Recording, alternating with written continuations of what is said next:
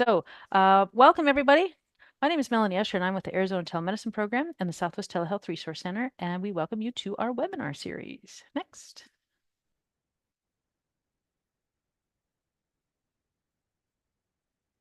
Carol, you got the slides. Go to the next one. Thank you. So we respectfully acknowledge the University of Arizona is on the land and territories of Indigenous peoples.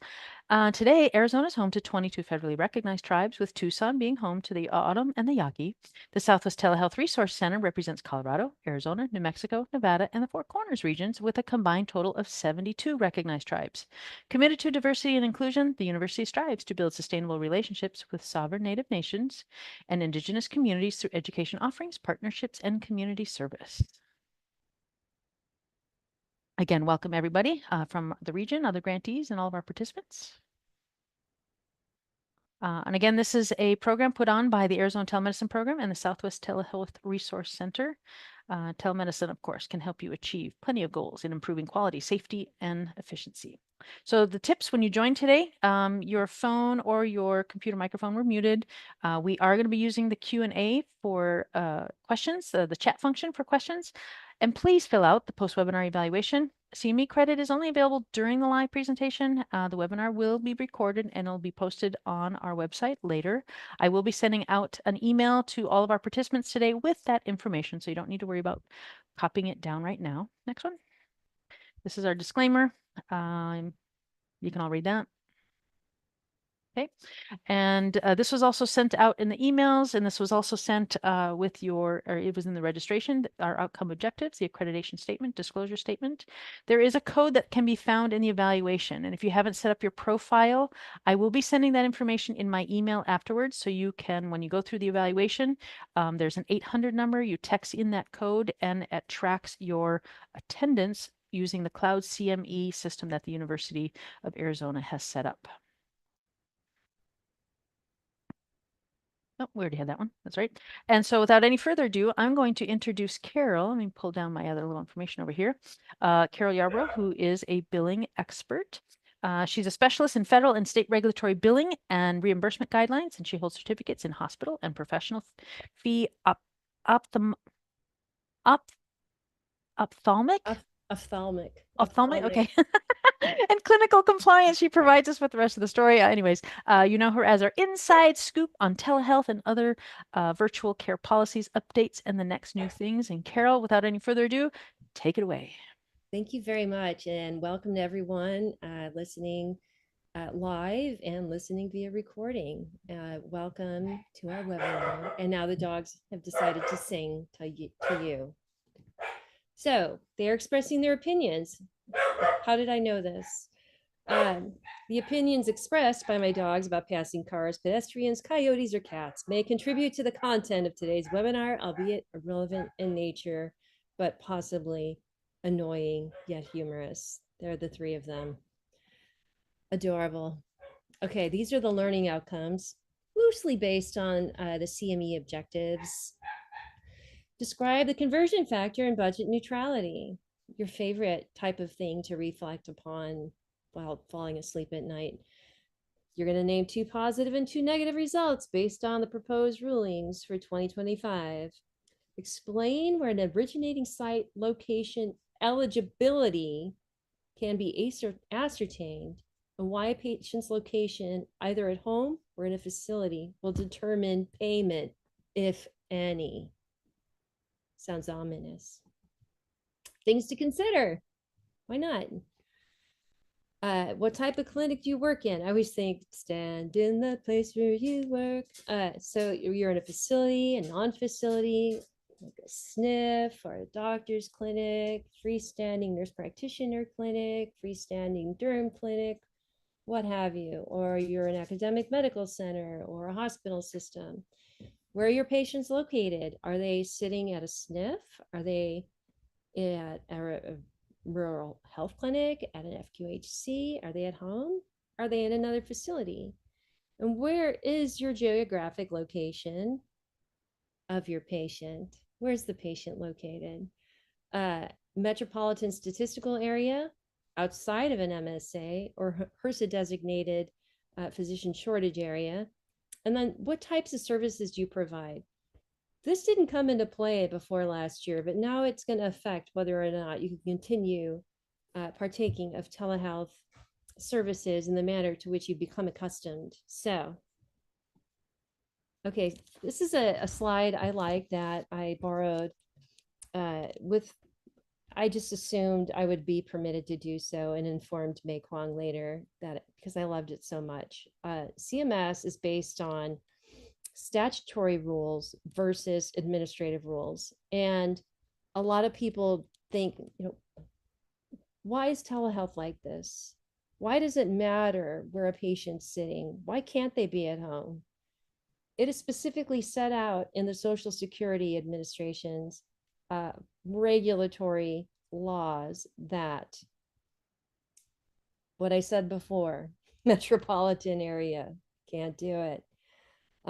Patient's home specifically states in the Social Security rulings that patient cannot be at home. Now, think back to 2001 when this really came into play. Uh, Nobody had, oh, what, we had flip phones? Few people had smartphones. I don't know. I still have a landline, but everybody had a landline in 2001. So think about, like, why would a patient be at home? That doesn't make sense. They didn't want people on the phones, on their landlines doing telehealth, I guess. So this is why it is the way it is. No one could imagine we'd have Dick Tracy wrist phones with moving pictures on them like Harry Potter trading cards, but real time. So also there's a specific list of providers set out in that same regulation, and we'll get into it later, but there are providers that are no longer going to be eligible at the end of this year. The services provided set out in the statutory law, but also there was a process instituted where services can be added to that Medicare telehealth services list. So that's why it's both statutory and administrative. Modality is purely administrative. Live audio, video, store and forward, RPM. RPM's not telehealth, by the way. Okay, here it is. Here it is, that section of the Social Security Act. Furnished via telecommunication system. It says the distant site has parity. So when you think about if you're at a non-facility getting paid for a physician service, that's why they've been paying only the physician service of the global fee that would usually go to a place of service 11 or a non-facility. So it's sort of parity.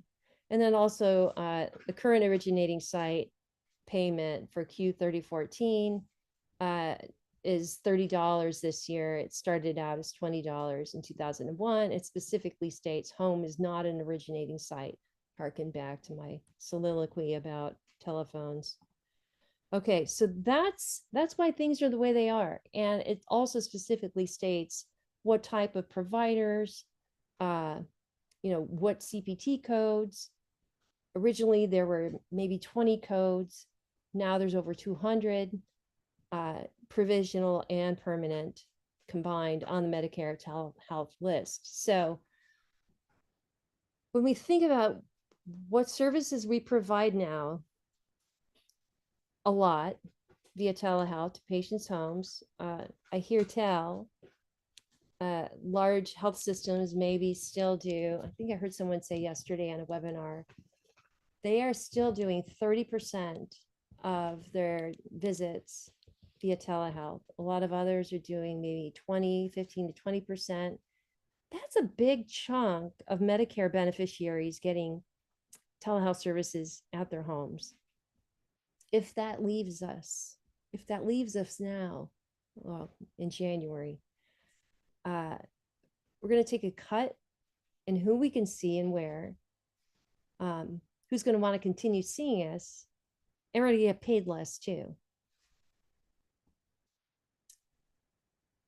So let's talk about why the conversion factor is the way it is because of the Medicare physician fee schedule. It sets out policy changes, the regulations, legislation doesn't dictate what goes in, but it can inform upon what goes into the fee schedule.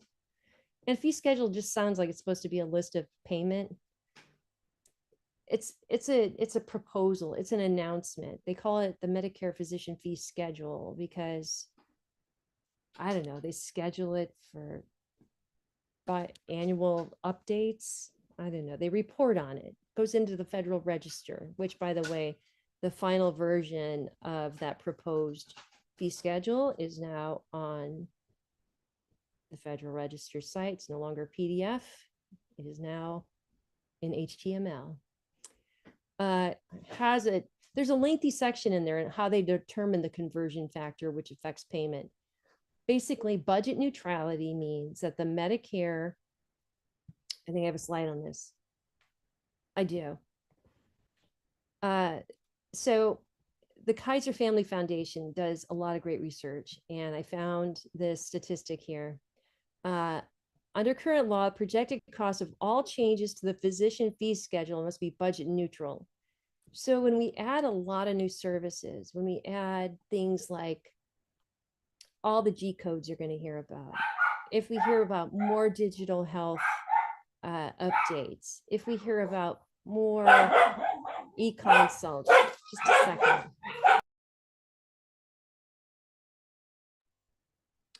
You guys don't want to hear me in that tone of voice, so I muted myself.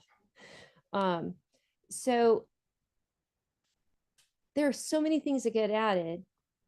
And so they used to look at the RVUs as what would determine whether or not, okay, they do look at the RVUs. So you add maybe a new service, and there's only so many RVUs that go around. That's not going to exceed that $20 million when you add it all together based on last year's conversion factor. So when you add in a new service, give it a relative value unit, which means the type of work that a physician does relative to other types of work. So that's why, so let's look at these E&M codes I put here. Now, I want to say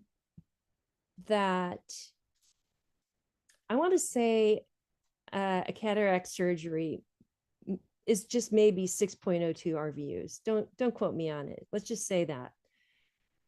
Because doing cataract surgery has become so easy to do just because they've done it so much. Maybe it started out as 18 RVUs. I'm just making this up now. Maybe it started out like that. But with repetition, skill, training, and acceptance by Medicare age beneficiaries that this is something they want, it's gone down in relative value unit relative to someone coming up with maybe a new scleroderma treatment or a shoulder replacement, something new. So it's all balanced out. It's all relative to everything else that's done under the sun by all of the specialties we have for the 11,000 plus CPT codes that are in the book.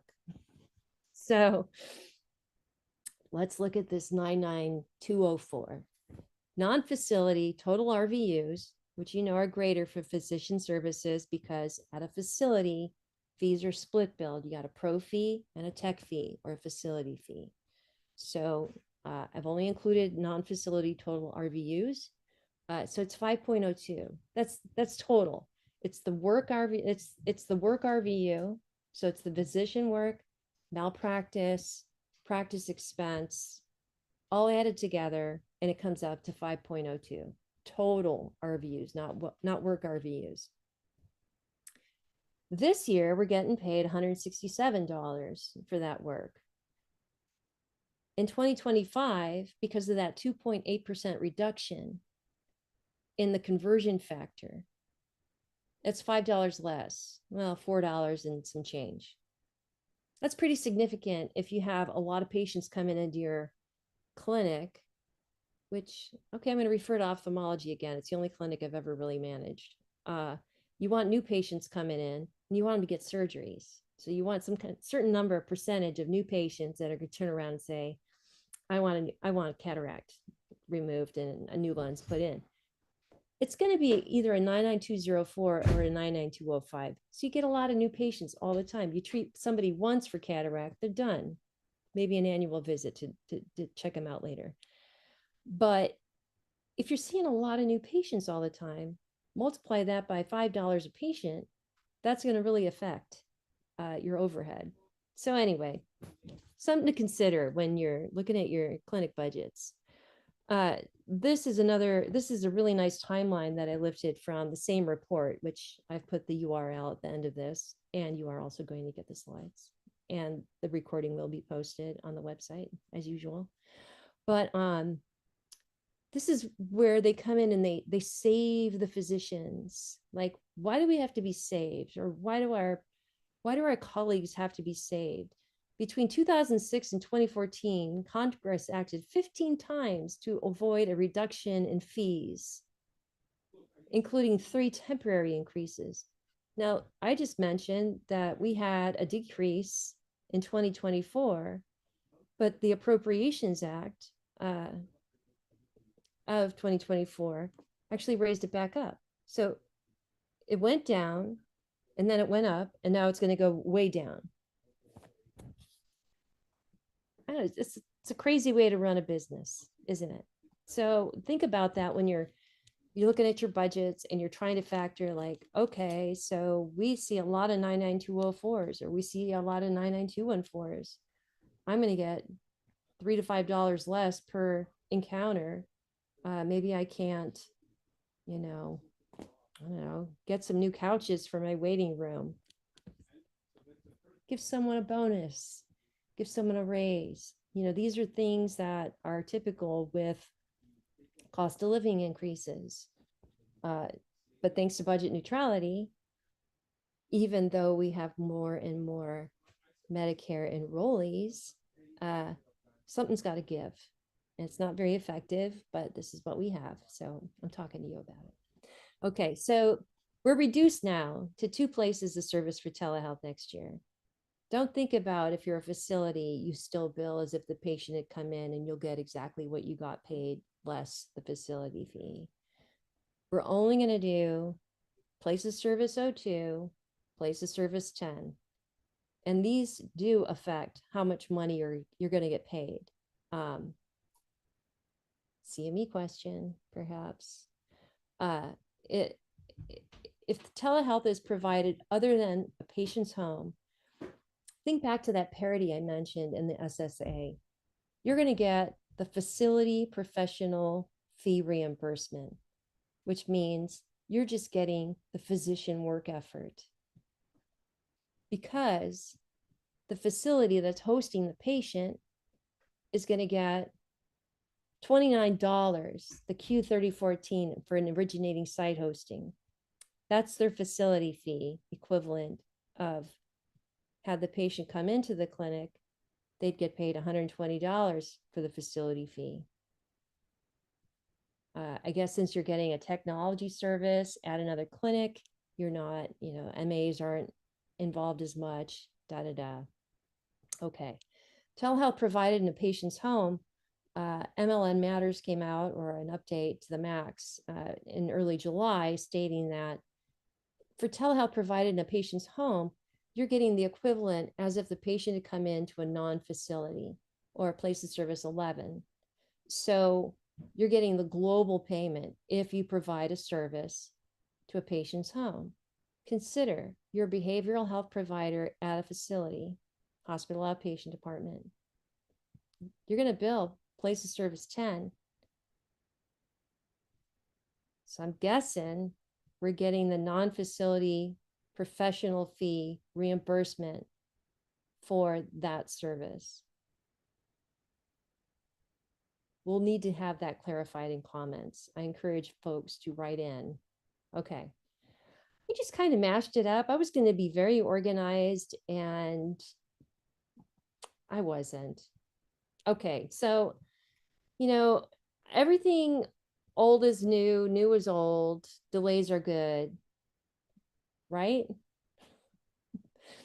Airline delays are bad, but these kind of delays are really good for us in telehealth. So again, there's another delay in requiring behavioral health patients to have an in-person visit with their physician or practitioner within 6 months prior to initiating mental health telehealth services. So you go in to see your provider, they ascertain whether or not you are telehealth ready, and within 6 months, they schedule the first telehealth visit. And again, at subsequent intervals. They haven't determined that yet. This is also opportunity to write a comment if you're a behavioral health provider and say, in-person visit is never a good idea because sometimes we establish care with a patient via telehealth. So because new patient codes are allowed. So anyway, there it stands. They're considering it. They're just delaying it. They're thinking about it. But write your comment letters to give them more to think about, to not require it. Not that I'm lobbying for any position or the other. Okay, no frequency limitations in 2025 for, now these used to be every 3 days. Subsequent inpatient visits, 99231 through 99233. Those are provisionally on the CPT code list, the Medicare telehealth CPT code list.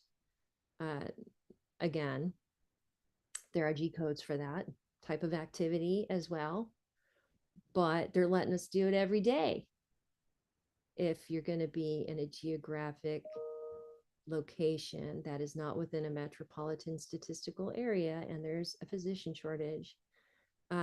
This is a good thing for rural health clinics or critical access hospitals. I know you have to, get your patients in and out within a certain amount of time, but having a consultant being able to see your patient and get paid for it one day to the next is a great idea. It's a great thing.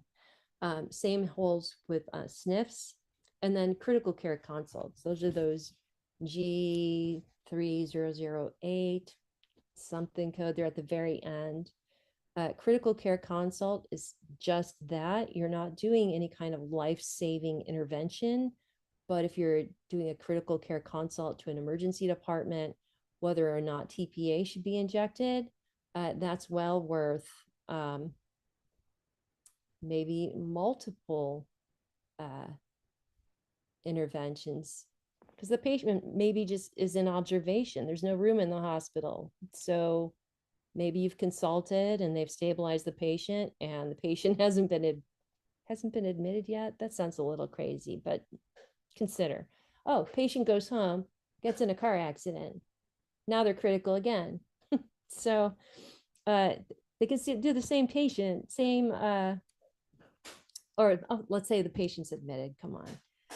Patient becomes critical 2 days in a row, highly likely. They're on a ventilator. They become hypovolemic, whatever. They're going to get paid for each date of service, just like an in-person visit for the next year. Supervision, continued, possibly, it may possibly change. They're thinking of changing the definition of direct supervision to include immediate availability, to include live video. Audio only is excluded. And so they're contemplating whether or not to permanently change this for certain Incident 2 services.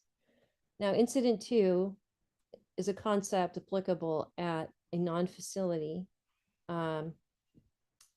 You are a physician-run clinic.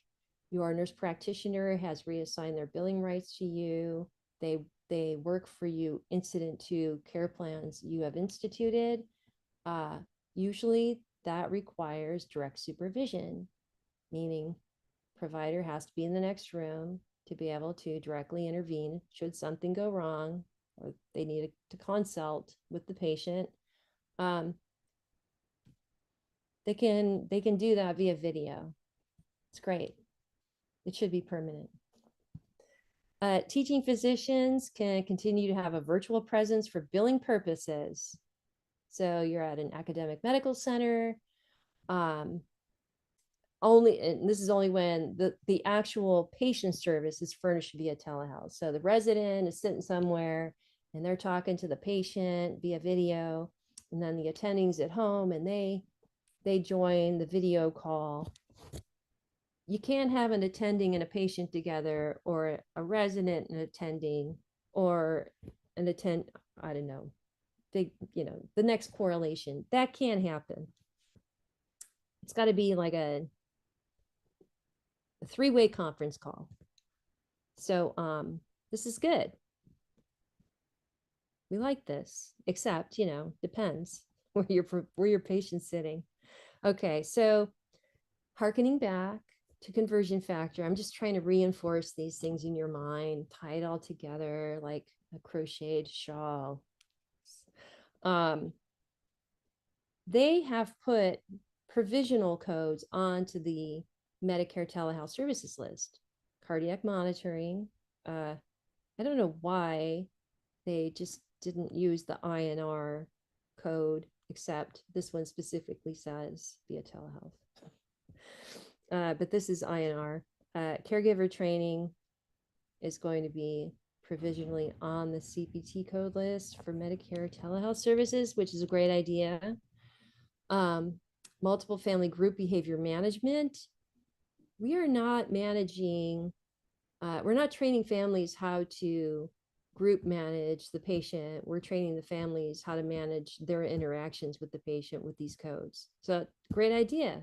Not everybody can be in the same room at the same time to learn this, to treat, somebody with ADD or manage their reactions to someone with ADD. So, yeah, telehealth. Let's keep it. So they've made these other G codes, the equivalents, more G codes. Proposed codes for permanent status for counseling on HIV.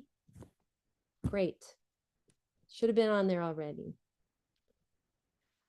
I'm going to veer off. I'm just veering off the highway here and going into OPPS land. This direct supervision that I talked about a couple of slides back, right? MPFS. They are also going to allow virtual direct supervision for the next year for diagnostic services, including cardiac rehab, intensive cardiac rehab, pulmonary rehab, to be furnished via audio video. That's great. Why does the supervising nurse practitioner need to be in the same room when the technician is putting the patient through their treadmill paces? They don't. So hopefully this sticks too. And I hope everyone writes in and makes comments on OPPS as well as MPFS. I know we were only going to talk about Medicare physician fee schedule, but I can't help myself. This was a personal, I don't know, crusade of mine during the pandemic about what do we get paid for G0463. That is the facility equivalent of a telemedicine E&M service, or an E&M provided via a telehealth modality. In this instance, audiovisual or possibly audio only. We're going to talk about that next too. In the section in OPPS, they were thinking, I think, that MPFS, CMS / they were going to adopt the telemedicine E&M codes under the physician fee schedule. They're not. They introduced, the AMA introduced and passed and will put into the CPT code book, which will come out in October, telemedicine E&M codes, not evaluation and management office codes that can be used to bill for telehealth services.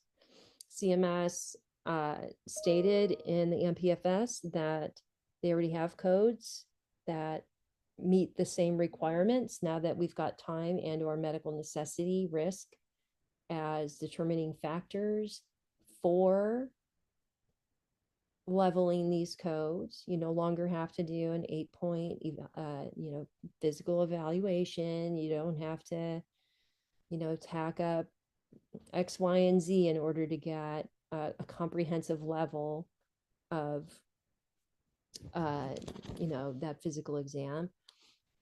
The overall arching determination for E&Ms now is risk associated with the presenting problem and diagnostics you're contemplating, etc., and or the time you put in during that entire day for that patient. What was sad about the G0463 being billed and sometimes not billed during the public health emergency is that during the PHE, we were billing it with a PN modifier, which resulted in about it was a 60% reduction in what you would get had the patient come into the office, approximately $120. So we were getting 40. They're actually asking us to comment on what are the resource costs associated with this code to support a physician conducting or physician or provider NPP PA to provide those telemedicine E&M services. Say about $120 worth of support. So here's that fee. Oh, it's 128 this proposed for next year. 129. There's a copay from your patient, Medicare. This is the OPPS fee schedule. They also adjust the APC by a geographic location. This is the relative weight given to it. Various calculations. I've already confessed. I know nothing, except I know how much that dollar amount is on that fee schedule that they publish. So yeah, they weren't submitted. They reference it in the rule. It would also be nice if they would tell us how to bill it. They want Rev Code 780 on there instead of 250 to be able to bill G0463, or do they just want Rev Code 250 with a 95 modifier to indicate that it was telehealth? Rev Code 780 is telehealth. So yeah, just curious about all this. Okay, so recall the slide before and the before that. They do think that 9X091 is a good idea to replace G2012, which is our virtual check-in code. But it's a communication technology-based service. It's not telehealth. Does that mean we lose that as a TTBS code and it's going to go on the Medicare telehealth services code list, which means if you're in an MSA and not in a rural area, you can't bill it anymore. So we'll lose telephone CPT codes in 2025. They were deleting them in anticipation of them being bundled, I guess, into those new 17 codes. And plus, CMS considers they had considered these codes bundled into an E&M service anyway.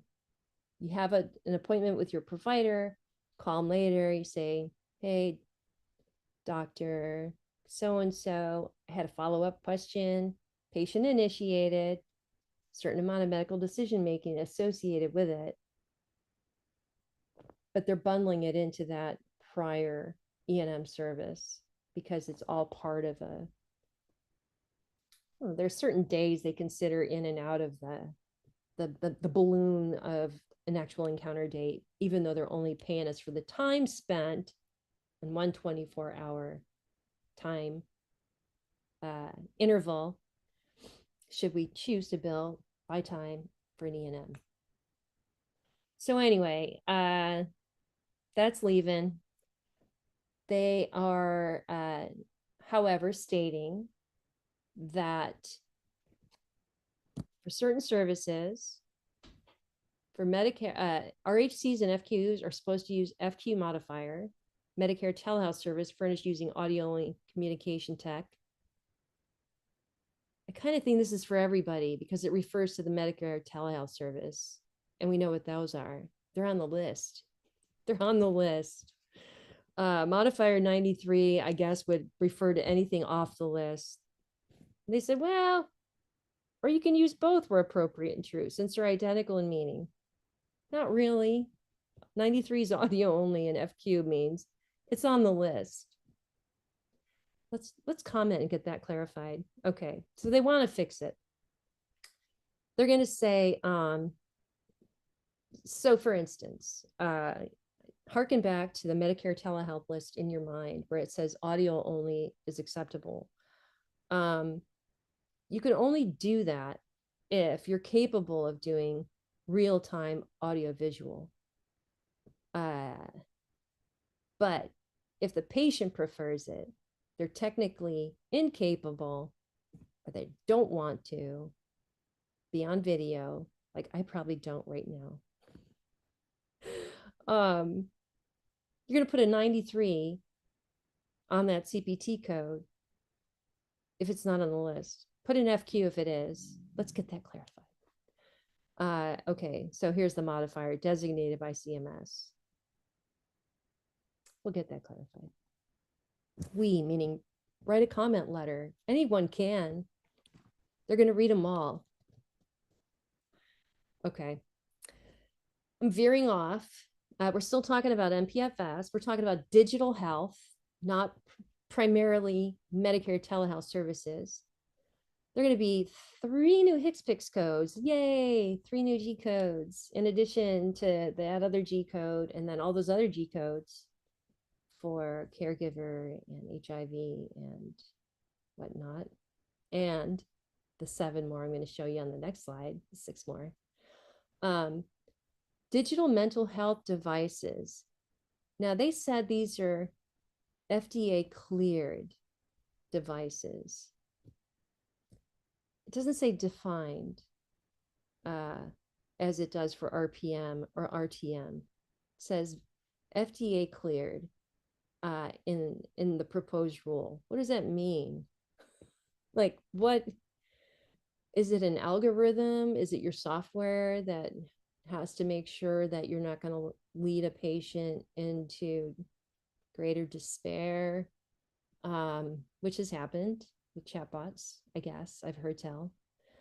But the digital mental health treatment device is used in conjunction with a care plan that's already being done as part of your overall behavioral health care, like listening to meditation or listening to positive affirmations. I don't know. I keep on thinking about Stuart Smalley. It's not a joke, but I think he's a delightful absurdist take on positive affirmations. Thank you, Al Franken. So they're going to pay for these devices in conjunction to maybe a 90872.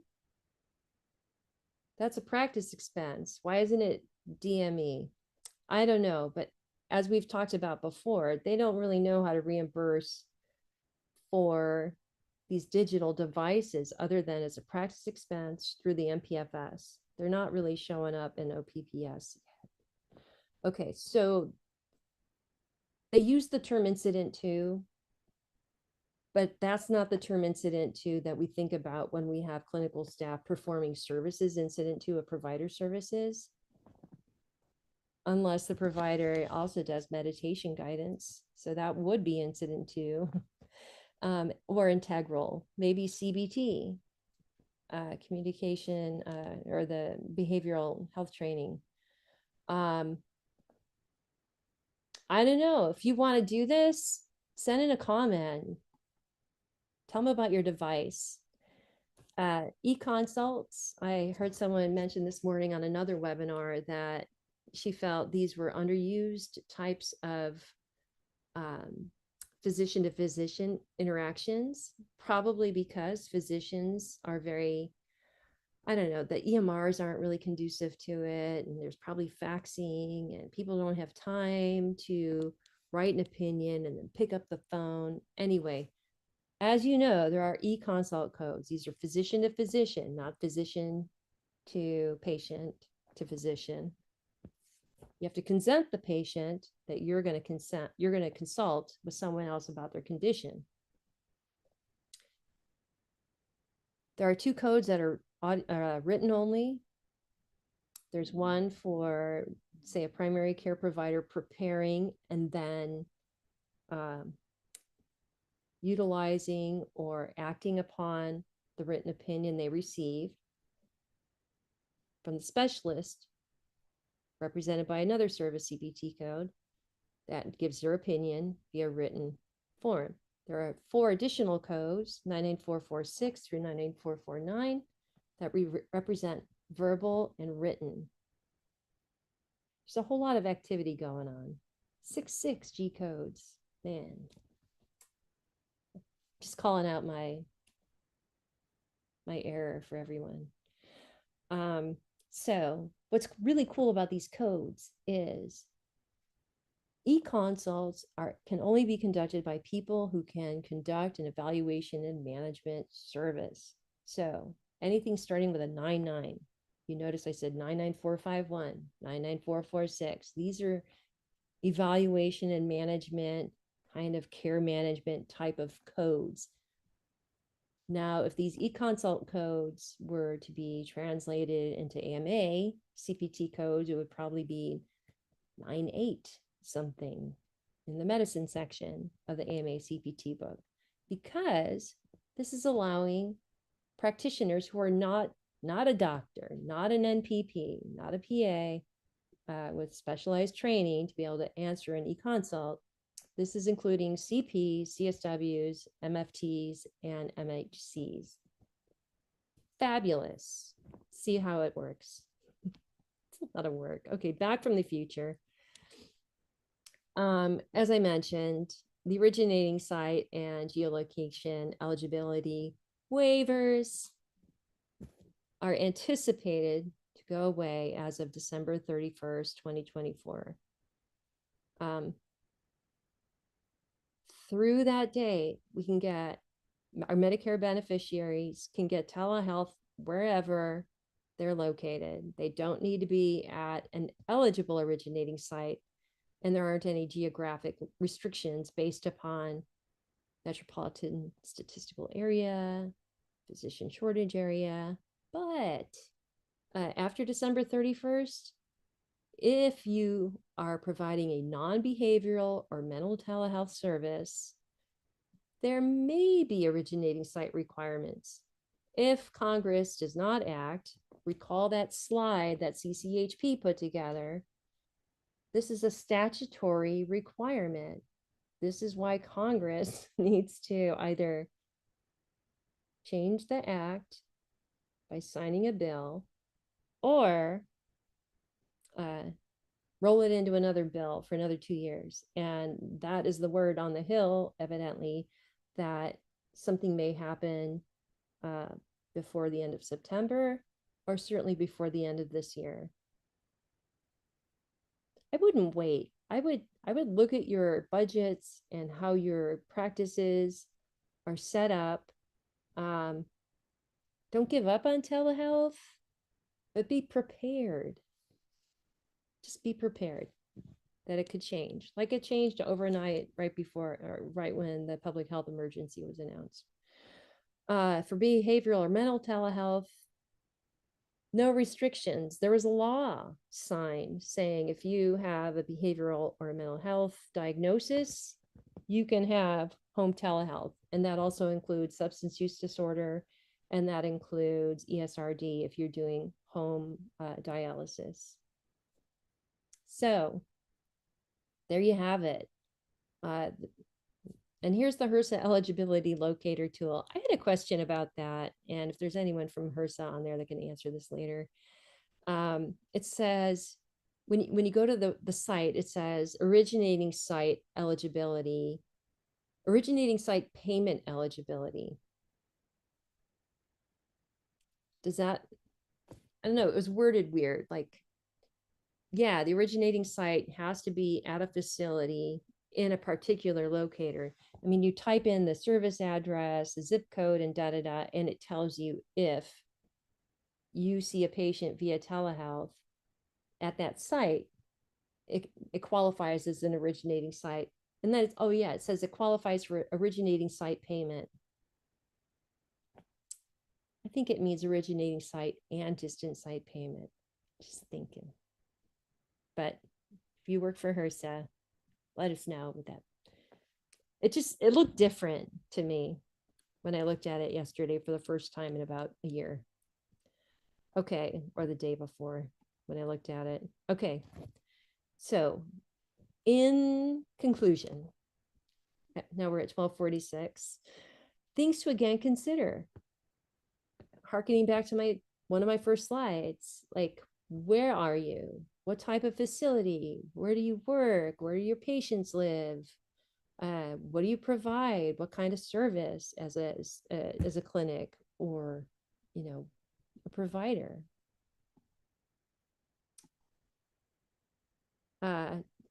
PSA, things to consider.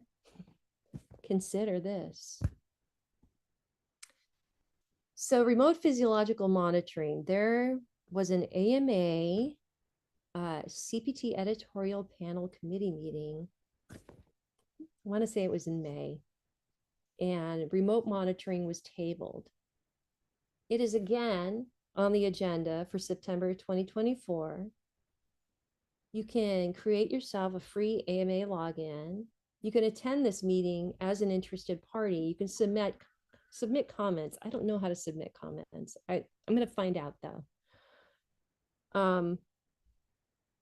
You have to sign a non-disclosure agreement that you're not going to talk about what happened at the meeting. Only with other people that were at the meeting. What happens at the meeting stays at the meeting. But they're going to introduce changing what the definitions for RPM and RTM, remote therapeutic monitoring. And they're also going to put in additional codes if RPM and RTM can be winnowed down to 2 to 15 days. And then the next set of codes would come into play for 16 days and more, which is what they are now. I mean, you do a lot of training and then, maybe you're talking to a patient 20 minutes and they only manage to get in 2 readings during that 30-day time period. You could still bill for the 20 minutes, but you don't get to bill for the device code. And you spend $180 on that blood pressure cuff that patient has in their house, and you can't bill for it unless they put in 16 days of readings. So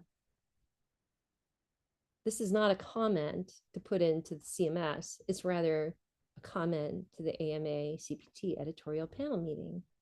You too can have a voice in what shows up in the book. Okay. All right, so now I'm open for questions. Here are the resources.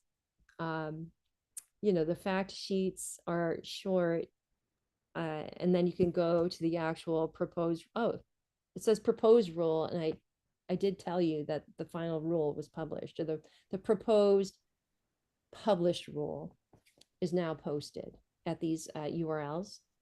Read the fact sheet, go to the proposed published rule, and do some search terms on there. Don't read the whole thing. It's over 2,000 pages. Not all of it relevant to what you want to think about. Here's also a link to some ICD-10 updates. There's like 250 new codes, mostly winnowing down on specificity. All right, Carol, we do have some questions. Fantastic. So one of the first questions early on was, let me scroll back to it. Whose NPI ID billed on the Q3014?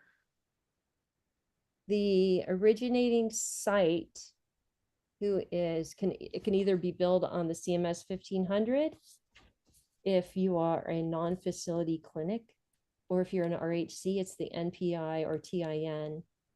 You can bill that Q3014 on the UB04, which is the facility invoice. Okay.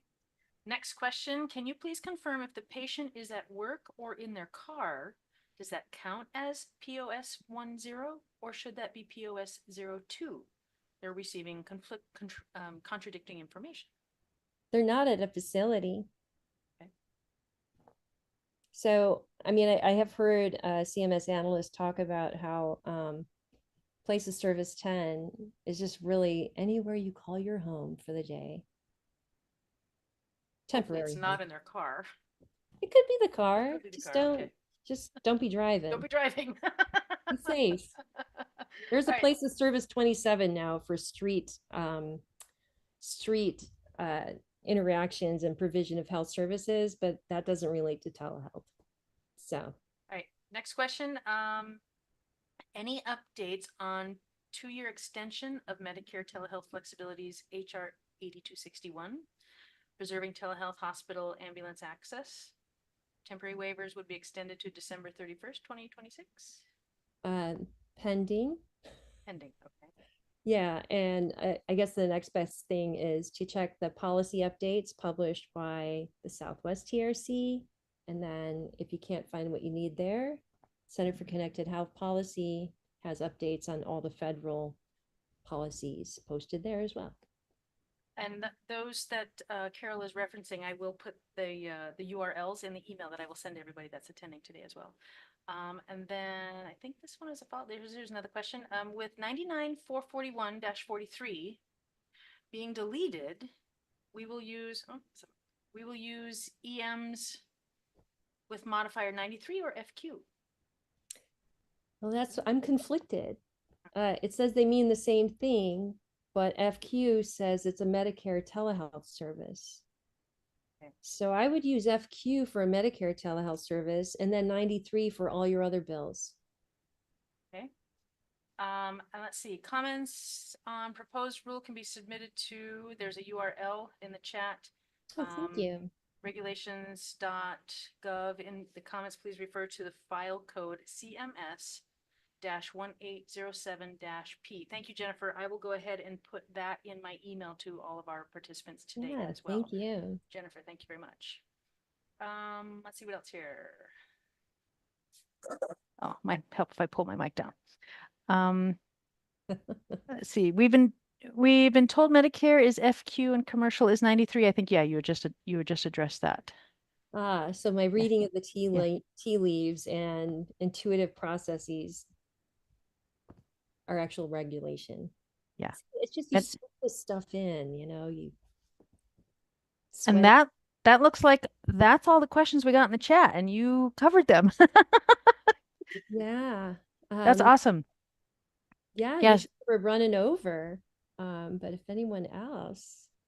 Oh, can you please type in the chat the response to FQ and 93 modifiers? So Jody Barbie did state that we've been told okay, so Medicare is FQ because it equals a Medicare telehealth service representing audio only. Modifier 93 is for commercial payers. And check with your state Medicaids. They might want, I think a lot of state Medicaids want 93.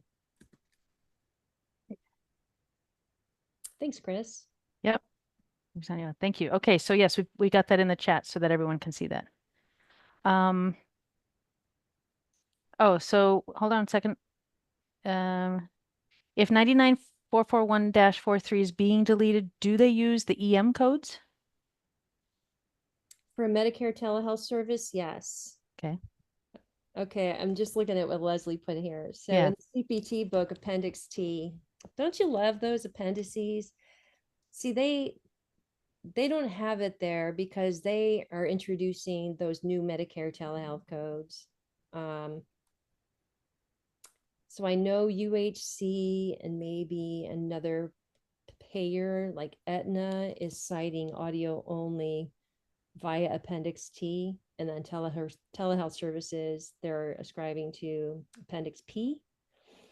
In the CPT book, I would go to your original contractors or contracts and have your contracting team, or you, if you're the contracting negotiator, and say, look, these telehealth codes didn't happen. They're taking away audio only. We want to get into the contract in addition to what's on Appendix T because it's reflected on the Medicare telehealth services list. Okay. All right. And oh yeah, Leslie, she meant 99,212 to 99,215. Oh, that's weird. Why wouldn't you want to follow up as audio only? Well, my answer stands. Okay. All right. And Carrie just asked there's another question. The last question. Can you see that?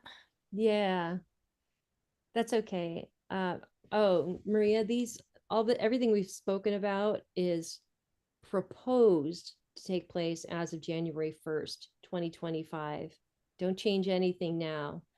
Um, and then Carrie Davis, should we use E&M, telephone E&M for audio only?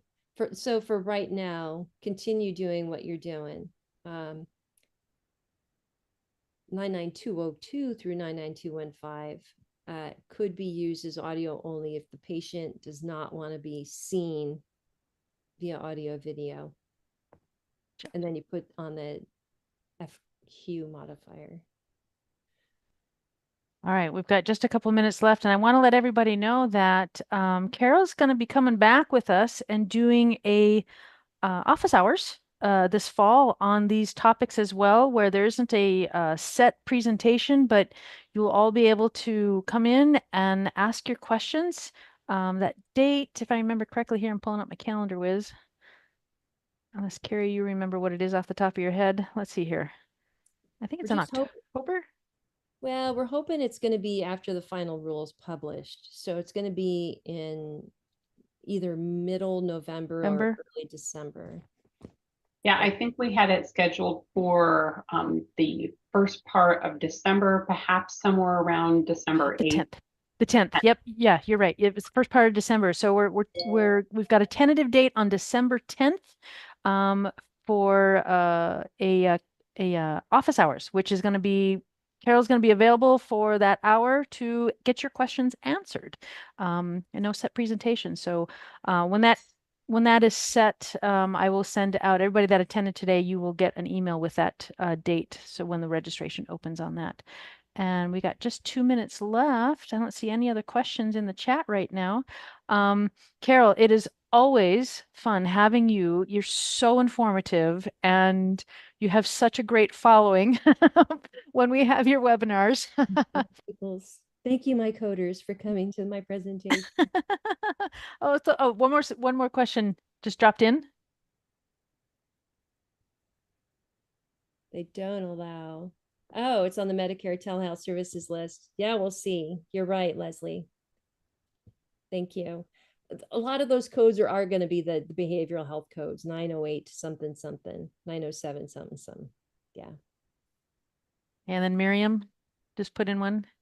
Just to clarify, FQ modifier is typically used for audio-only telemedicine focused on behavioral health, while 93 can be used for medical services. Yes, well, they did come out with an MLN Matters about FQ modifiers saying for behavioral health and places service 10 with where this is for behavioral health service.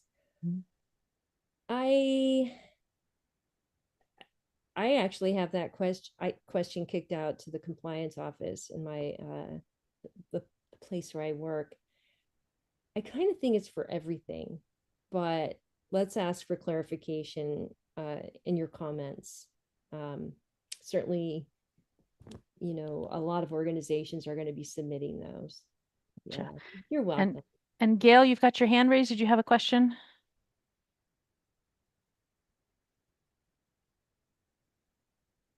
Maybe she's just like, preach.